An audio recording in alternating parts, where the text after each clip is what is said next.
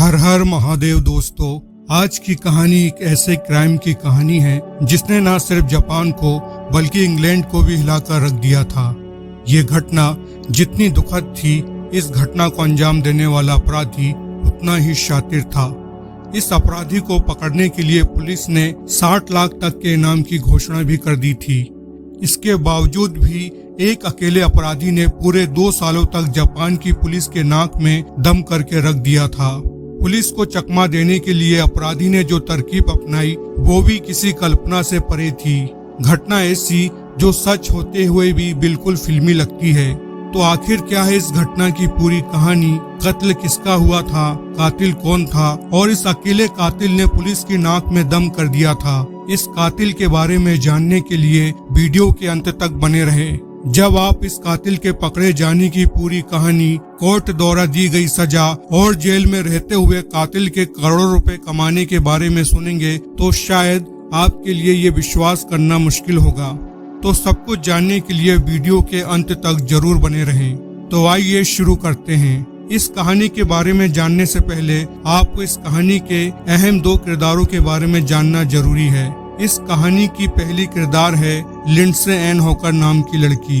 Lindsey hawker का जन्म 30 दिसंबर 1984 को इंग्लैंड में हुआ था। इनके पिता का नाम बिल हॉकर और माता का नाम जूलिया हॉकर था। लिंडसे पढ़ाई लिखाई में बहुत अच्छी थी। यूनिवर्सिटी ऑज से लिंडसे ने 2006 में बायोलॉजी में ग्रेजुएशन किया था।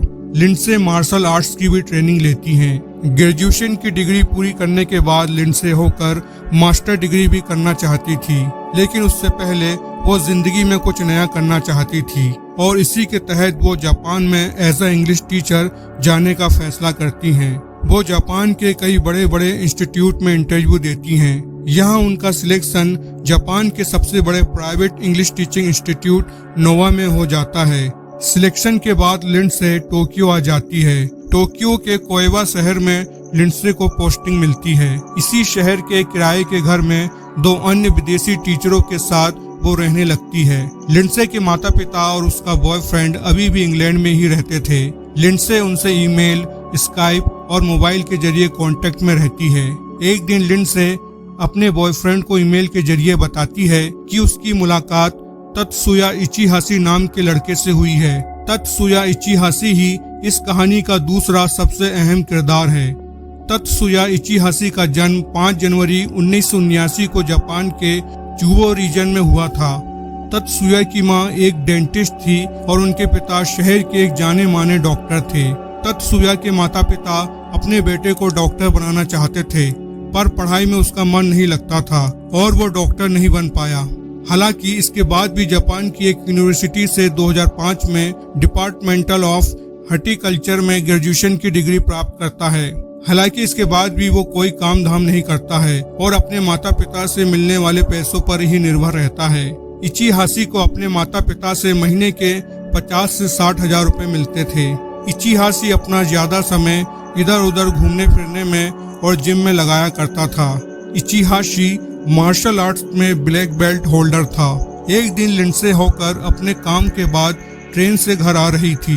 तभी ट्रेन में एक लड़का उसके पास आकर कहता है कि आप मेरी इंग्लिश टीचर हैं। इस पर वो कहती है, मुझे तो तुम्हारा चेहरा याद नहीं है, शायद तुम कंफ्यूज हो रहे हो। इस पर वो लड़का कहता है कि नहीं मैम, मेरा नाम तत्सुया इचिहाशी है, शायद आपको याद नहीं, लेकिन आप मुझे इंग्लिश पढ़ाती हैं। इसी तरह दोनों में बातचीत शुरू हो जाती है।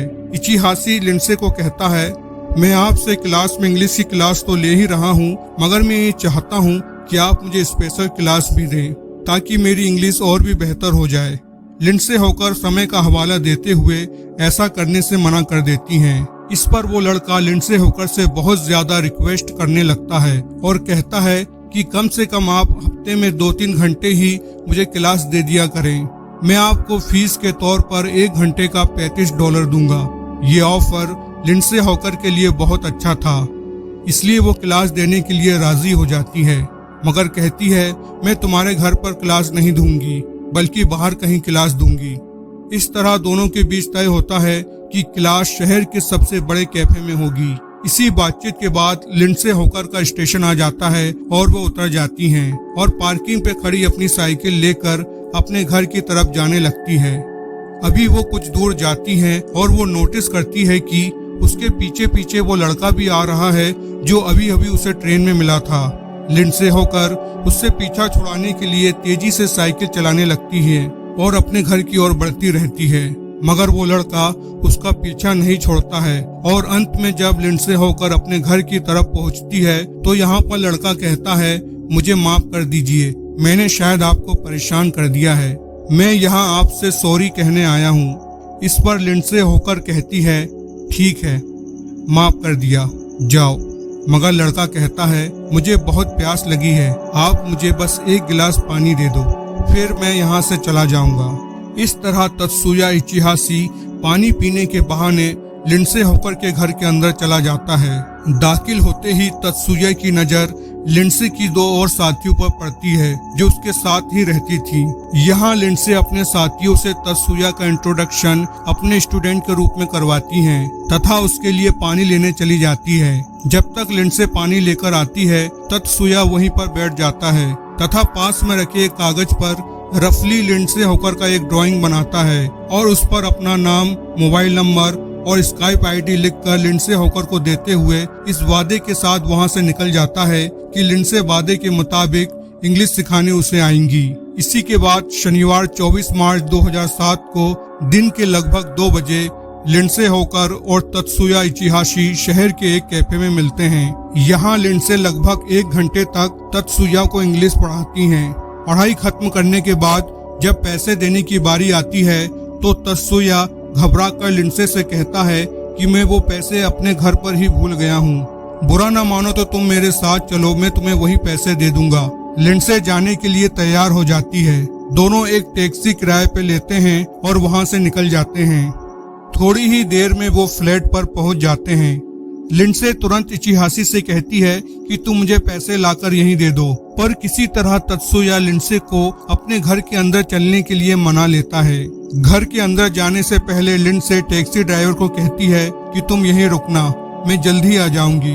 इतना कहने के बाद दोनों एक साथ घर के अंदर चले जाते हैं। इधर टैक्सी ड्राइवर घर के बाहर इंतजार करता रहता है। इंतजार करते हुए 60 मिनट बीत जाते हैं पर लिंडसे होकर अभी तक वापस नहीं आती है। तब ड्राइवर बिना किसी को कुछ बताए वहां से निकल जाता है। अब तक शाम हो चुकी थी। लिंडसे होकर की रूममेट उसका इंतजार कर रही थी, वो अब लौटेगी और तब लौटेगी, पर काफी देर हो जाती है, लिंडसे अभी तक नहीं लौटी। लिंडसे की दोस्त उससे कांटेक्ट करने की कोशिश करती है पर वो नाकाम रहती हैं। इसी के बाद वो दोनों लिंडसे होकर के गायब होने की खबर लोकल पुलिस को भी देती है। हालांकि पुलिस तब कोई एफआईआर दर्ज नहीं करती है, बल्कि लिंडसे होकर के लौटने का इंतजार करने लगती है। इधर लिंडसे होकर ना ही 25 मार्च को और ना ही 26 मार्च को क्लास लेने के लिए जाती हैं। तब इंस्टीट्यूट द्वारा इंग्लैंड में रह रहे लिंडसे के माता पिता को इस बात की जानकारी दी जाती है कि आपकी बेटी 2 दिन से पढ़ने नहीं आ रही है, उससे कोई कांटेक्ट भी नहीं हो पा रहा है। इधर 2 दिनों बाद लिंडसे होकर के रूममेट की शिकायत पर पुलिस मिसिंग केस दर्ज करती है। पुलिस अधिकारी की जांच पड़ताल की शुरुआत उसी कमरे से होती है जहां पर लिंडसे होकर रह रही थी। यहाँ पर पहले लिंडसे के रूममेट से पूछताछ होती है। इस पूछताछ में पुलिस को बहुत कुछ हाथ नहीं लगता है। हालांकि जब कमरे की तलाशी ली जाती है तो पुलिस को उसके कमरे से वही ड्राइंग मिलती है जो पिछले दिनों तत्सुया इचिहाशी ने लिंडसे को बनाकर दी थी। पुलिस इस ड्राइंग के बारे में लिंडसे के रूममेट से पूछती है। वो पुलिस को बताती है कि लिंडसे होकर का एक स्टूडेंट कुछ दिन पहले उससे मिलने आया था, उसी ने उसे ये ड्राइंग दी थी। चूंकि उस ड्राइंग पर तत्सुया इचिहाशी ने अपना मोबाइल नंबर, ईमेल एड्रेस और स्काइप आईडी भी लिख दिया था, इसलिए पुलिस तुरंत तत्सुया इचिहाशी की कुंडली निकालकर उसकी तलाश में लग जाती है। इधर एक सीसीटीवी फुटेज भी पुलिस वालों के हाथ लगती है जिसमें तत्सुया इचिहाशी और लिंडसे होकर आखिरी बार साथ में दिख रहे थे।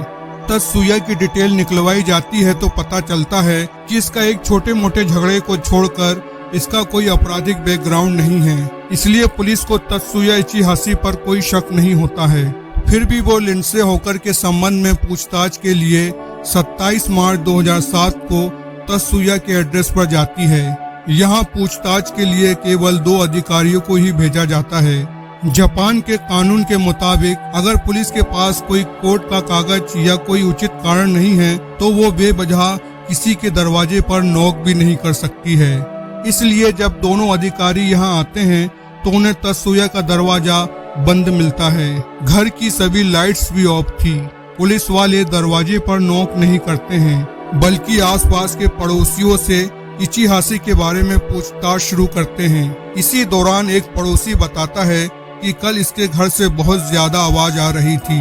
ऐसा लग रहा था कि किसी चीज को तोड़ा जा रहा हो। इसके बाद पुलिस वाले बाहर से ही इचिहासी के घर का मुआयना करते हैं। जब वो दरवाजे पर कान लगाकर सुनते हैं तो उन्हें कुछ आवाजें सुनाई देती हैं। घर की स्थिति और बाहर के माहौल को देखकर पुलिस वालों को अंदाजा लग जाता है कि कुछ गड़बड़ है।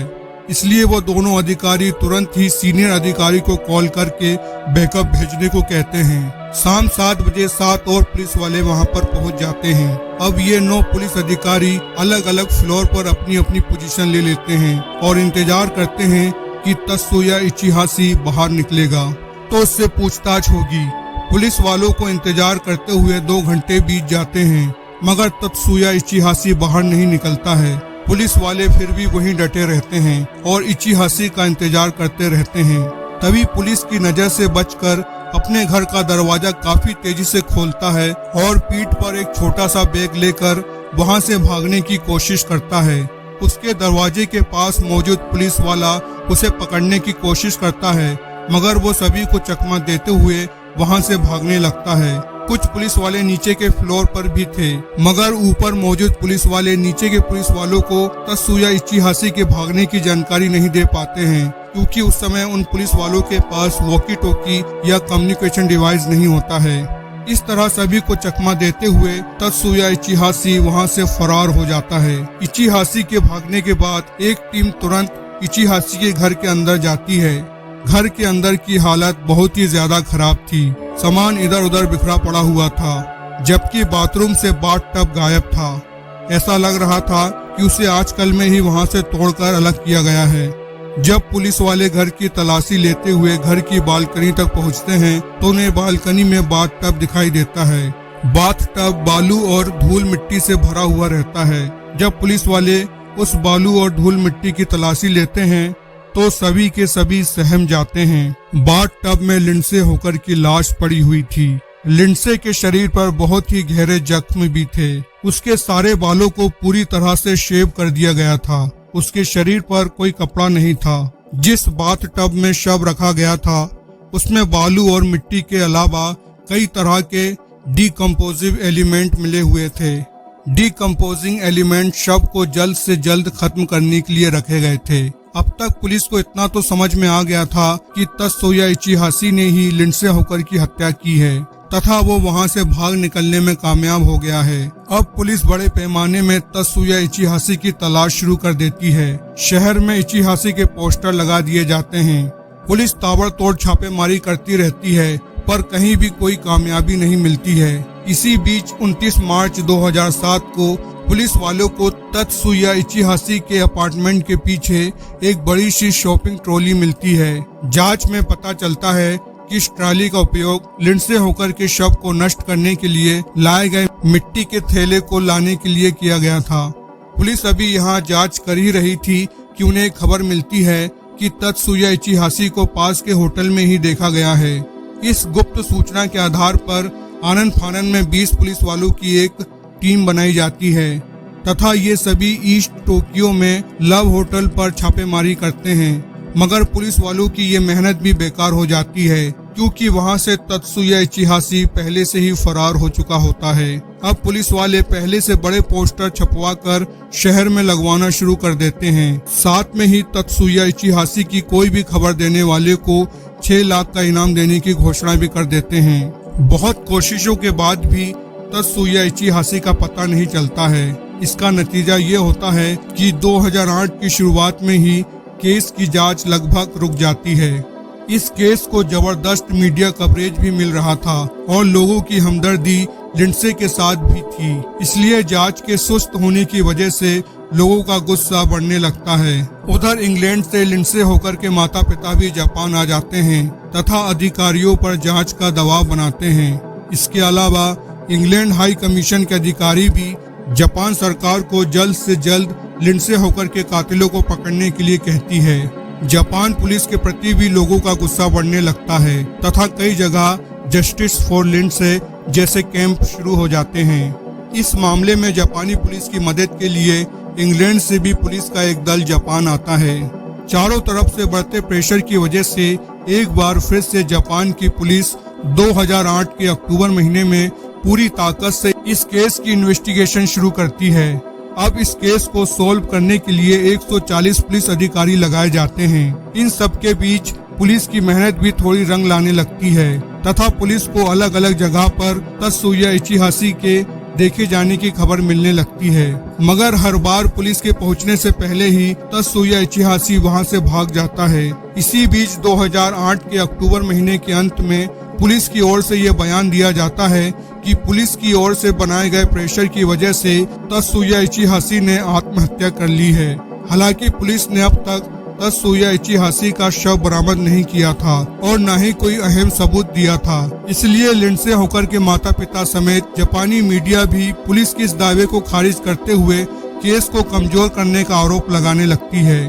चौतरफा आलोचनाओं के बाद पुलिस फिर से अपनी जांच को आगे बढ़ाती है, मगर पुलिस के हाथ कुछ नहीं लगता। 15 जनवरी 2009 को जापान टुडे की एक खबर में दावा किया जाता है कि तत्सुया इचिहाशी भागकर फिलीपींस चला गया है। हालांकि इस बात का कोई भी पुख्ता सबूत पेश नहीं किया जाता है। लिंडसे होकर मार्च 2007 को गायब हुई थी। अब आ चुका था मार्च 2009। इस हत्या को पूरे 2 साल हो गए थे, मगर इस कातिल का पता कहीं भी नहीं चल रहा था। लिंडसे होकर की दूसरी डेथ एनिवर्सरी के मौके पर इसी माह में बड़े स्तर पर कार्यक्रम आयोजित किए जाते हैं। यहाँ लिंडसे होकर के इंसाफ की बात की जाती है।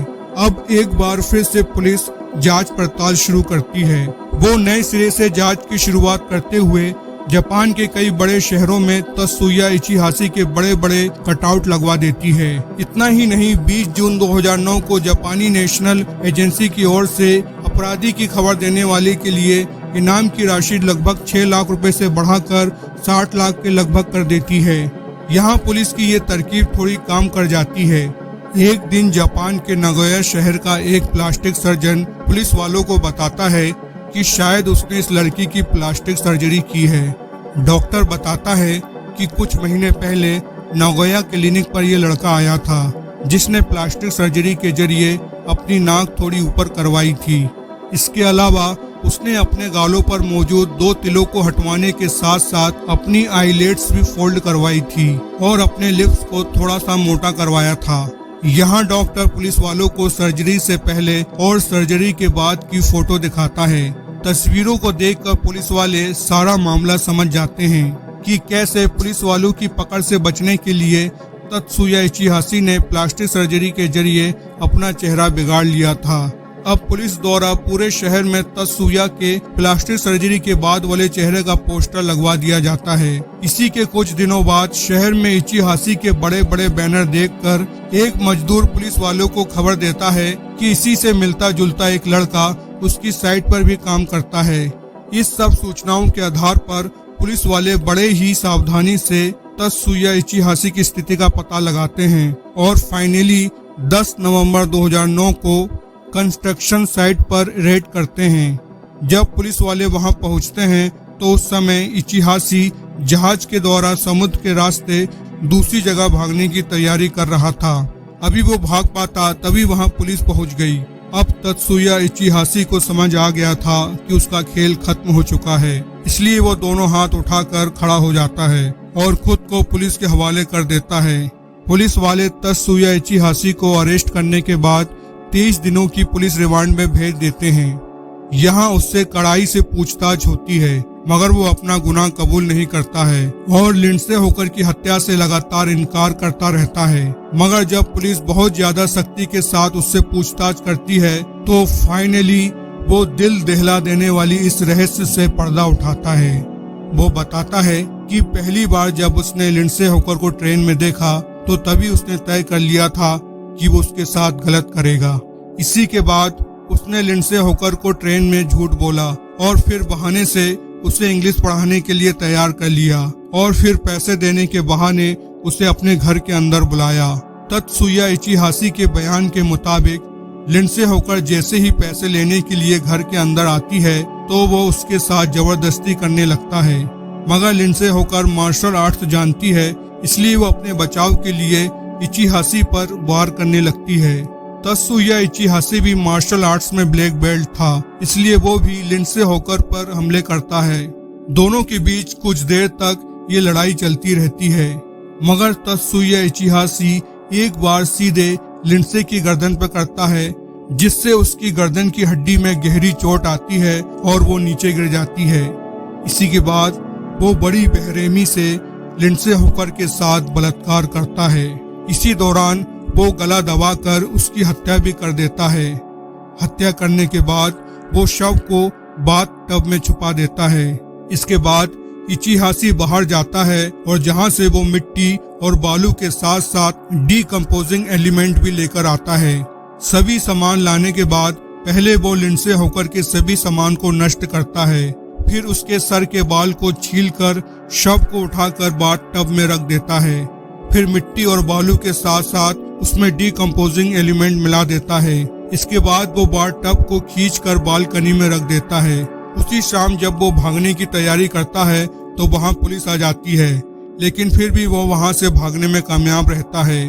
भागने के बाद वो एक शहर से दूसरे शहर जाता रहता है। फिर प्लास्टिक सर्जरी करवा कर अपना चेहरा बिगाड़ने का फैसला करता है ताकि पुलिस वाले उसे पहचान न पाए। डॉक्टर का बेटा होने के नाते उसे प्लास्टिक सर्जरी के बारे में अच्छे से मालूम था, इसलिए वो बड़ी आसानी से प्लास्टिक सर्जरी करवा लेता है और बचकर रहने में कामयाब हो जाता है। तत्सुया इचिहासी द्वारा अपना गुनाह कबूल किए जाने के बाद उस पर लिंडसे होकर के अपहरण, बलात्कार और हत्या का मामला दर्ज कर लिया जाता है। इस मामले की सुनवाई शोवा डिस्ट्रिक्ट कोर्ट में शुरू हो जाती है। यहाँ इचिहासी के वकील की ओर से दलील दी जाती है कि तत्सुया इचिहासी ने लिंडसे होकर की जानबूझकर जान नहीं ली है, बल्कि गलती से उसकी जान चली गई है। इचिहासी बयान देता है कि उसने रेप करते समय अपने हाथों से लिंडसे होकर का नाक और मुंह बंद कर दिया था ताकि वो मदद के लिए चिल्ला न सके, मगर इसी बीच सफोकेशन की वजह से उसकी जान चली गई। कोर्ट में लिंडसे होकर के वकील की ओर से तत्सुया इचिहासी को फांसी की सजा देने की मांग की जाती है। लंबे समय तक इस केस की सुनवाई चलती रहती है। इसी बीच सितंबर 2010 में तत्सुया इचिहासी जापान में छपने वाले कुछ न्यूज़पेपरों के जरिए लिंडसे होकर के माता पिता से अपने किए के लिए सार्वजनिक रूप से माफी मांगता है। इतना ही नहीं, जेल में रहते हुए तत्सुया इचिहासी एक किताब भी लिखता है, जिसमें वो बताता है कि कैसे पहली बार लिंडसे होकर से मिला और कैसे उसने उसकी हत्या कर दी। इसके अलावा उसने इस किताब में बताया कि कैसे वो 2.5 सालों तक भागते हुए अपनी जिंदगी को बिता रहा था और कैसे प्लास्टिक सर्जरी करवाई। उसकी ये किताब 2011 में रिलीज होते ही बहुत ज्यादा बिकने लगती है और देखते ही देखते बेस्ट सेलर बुक भी बन जाती है। वो किताब के जरिए जेल में रहते हुए करोड़ों रुपए कमा लेता है। हालांकि तत्सुया इचिहासी अपनी लिखी इस किताब से होने वाली पूरी कमाई लिंडसे होकर के माता पिता को देने का ऑफर देता है, मगर लिंडसे होकर के माता पिता इस ऑफर को ठुकरा देते हैं। आगे तत्सुया इचिहासी की इस किताब पर 2013 में जापान में एक मूवी भी बनती है, जिसका नाम है I am Ichihashi journal of a murder. ये मूवी आपको YouTube पर देखने को मिल जाएगी। खैर, इन सभी के बीच मामले की सुनवाई कोर्ट में चलती रहती है। फाइनली 2011 में शोक डिस्ट्रिक्ट की ओर से तत्सुया इचिहासी को लिंडसे होकर की हत्या करने के लिए उम्र कैद की सजा सुनाई जाती है। इस फैसले का विरोध करते हुए लिंडसे होकर के माता पिता कोर्ट में इचिहासी को फांसी की सजा देने की मांग करते हैं, मगर कोर्ट फांसी की सजा को बहुत ज्यादा सख्त सजा मानते हुए तत्सुया इचिहासी को फांसी की सजा देने से इनकार कर देता है। कोर्ट की ओर से कहा जाता है कि फिलहाल इचिहासी की उम्र 32 साल है और संभव है कि वो आगे जाकर सुधर सकता है, इसलिए उसे एक मौका जरूर देना चाहिए। कोर्ट की इस टिप्पणी की काफी आलोचना होती है, लोगों का कहना था जब 32 साल के बेरहम कातिल इचिहासी का फ्यूचर है तो क्या मारे जाने वाली 22 साल की लिंडसे होकर का कोई फ्यूचर नहीं था? क्या उसके फ्यूचर की कोई वैल्यू नहीं थी? कोर्ट इन दलीलों को नजरअंदाज कर देता है। कोर्ट इचिहासी की उम्र कैद की सजा को बरकरार रखता है। फिलहाल अभी तत्सुया इचिहासी उम्र कैद की सजा काट रहा है। दोस्तों, तत्सुया इचिहासी को कोर्ट द्वारा दिए गए फैसले पर आपकी क्या राय है, कमेंट बॉक्स पर जरूर बताएं। अगर आपको ये वीडियो पसंद आया है तो इसे लाइक करें और चैनल को सब्सक्राइब करें और इसी तरह की कहानी जानने के लिए बने रहें। हर हर महादेव।